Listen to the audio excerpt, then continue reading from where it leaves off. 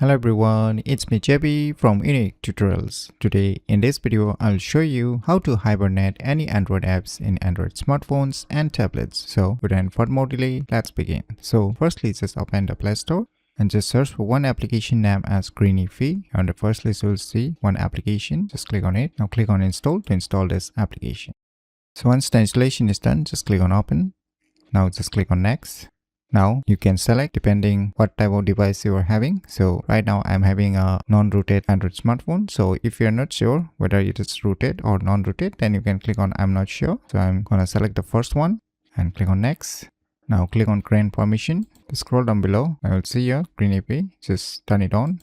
Just move back. Now click on finish. Now you can see some instructions here, so you can read it. And now just click on this plus button. So now you can see automatically being detected some application running in the background. And if you want to manually add, then you can just click on this some more apps. So I have a tons of applications here. So now you can select the respective application which you want to hibernate. So let me select this. Click on this tick mark.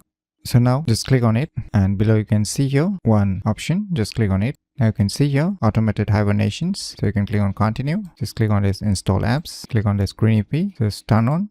Click on allow. Just move back. So you can see here hibernated. So I have hibernated this application. So similarly, you can add more applications here, whichever application you want to hibernate on your respective Android smartphones and tablets. So using this cool application named as Greenify, you can easily hibernate any Android apps in Android smartphones and tablets very easily. So if you never known about this cool application, then you should definitely give it a try. So if you find this video tutorial useful, please click on the thumbs like button, and if you're new to our channel, click on the subscribe button, and lastly, thanks for watching.